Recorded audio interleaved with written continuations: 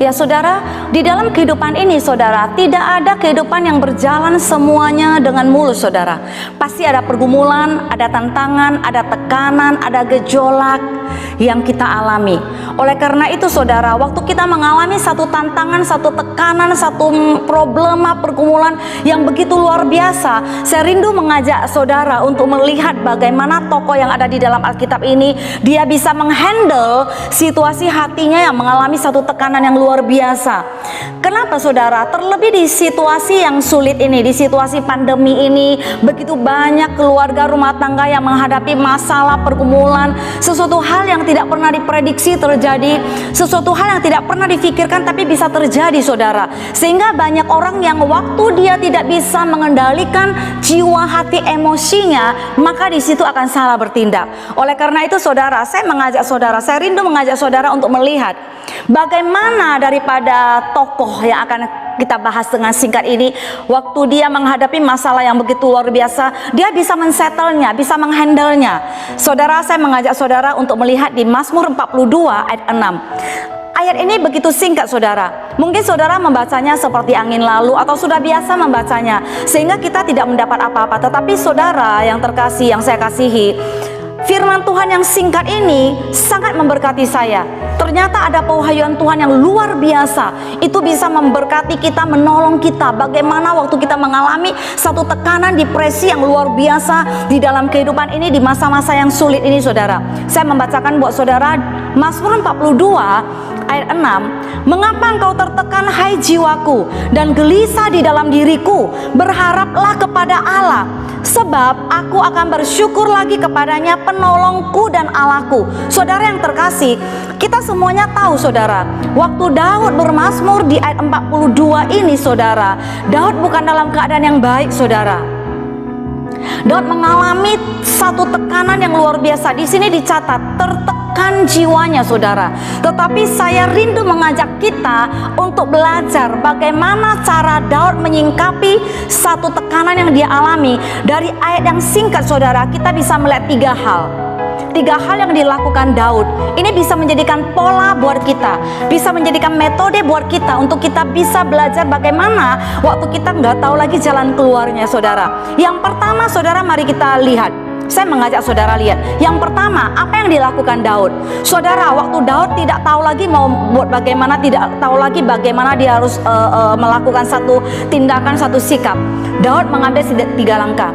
Yang pertama, Daud bertanya kepada jiwanya saudara. Daud bertanya kepada jiwanya dengan mengatakan, mengapa engkau tertekan hai jiwaku? Mengapa engkau tertekan hai jiwaku? Itu yang pertama yang Daud lakukan. Daud tidak bertanya kepada manusia, Daud tidak bertanya kepada orang, tapi Daud bertanya kepada jiwanya. Karena Daud tahu kalau jiwanya sedang tertekan, jiwanya mengalami satu depresi, artinya ada something wrong di dalam jiwanya. Oleh karena itu Daud mengambil satu langkah. Yang pertama, dia bertanya kepada jiwanya, hai mengapa engkau tertekan jiwaku? Nah, dan gelisah di dalam diriku. Saudara, yang kedua setelah Daud bertanya kepada jiwanya, Daud menginstruksikan jiwanya untuk beralih dari masalah kepada Kristus saudara. Di selanjutnya dikatakan lagi, berharaplah kepada Allah saudara.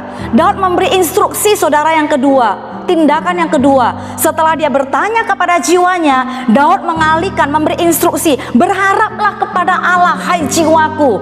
Daud tahu bagaimana dia bisa mengalihkan jiwanya dari rasa tertekan untuk memperoleh sesuatu daripada Allah. Yang ketiga saudara, setelah Daud memberi instruksi kepada jiwanya beralih kepada Allah saudara, Daud tahu dia mulai bisa menangani bagaimana ia mengambil satu sikap, satu tindakan, keputusan saudara.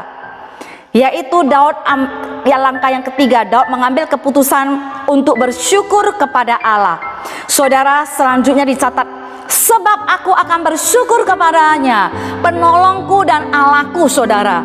Saudara, 3 langkah ini yang luar biasa. Ayat yang singkat, yang simpel, yang sederhana, tetapi ini sangat luar biasa memberkati saya. Saudara, saya percaya firman singkat ini juga memberkati saudara. 3 langkah saudara, metode Daud saudara. Nah, Itu semuanya tergantung kepada saudara. Saudara mau mengambil langkah, saya percaya waktu Daud mengambil keputusan di tindakan yang ketiga untuk bersyukur kepadanya, dia mengajak jiwanya, hai jiwaku bersoraklah kepada Tuhan. Waktu jiwa kita bersyukur kepada Tuhan, bersorak kepada Tuhan, saudara, kita mengambil keputusan untuk bersorak, artinya kita memuji, kita bersyukur kepada Allah. Saya percaya seketika itu ada perubahan drastis yang terjadi di dalam jiwa kita. Sekalipun masalah tidak terus selesai, belum ada pergerakan, tetapi saya yakin sepenuh hati waktu saudara mengambil keputusan untuk bersorak kepada Allah seperti Daud bersyukur kepada Allah. Saudara ingat, Daud waktu mengambil tindakan yang ketiga ini, keputusan tindakan yang diambil Daud sangat bertentangan dengan apa yang dia alami di situasi itu. Waktu Daud mulai mengambil satu sikap untuk bersyukur kepada Allah, saudara, tekanan itu, situasi yang tidak baik belum selesai, tetapi satu hal yang luar biasa yang terjadi, Daud memperoleh damai sejahtera. Sekarang keputusan ada di tangan saudara.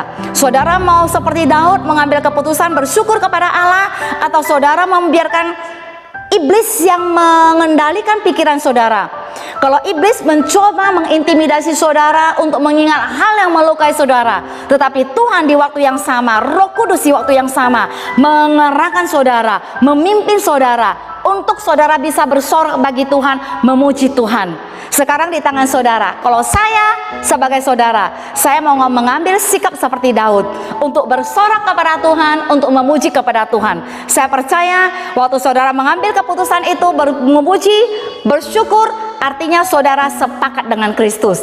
Terima kasih, Tuhan Yesus memberkati. Shalom.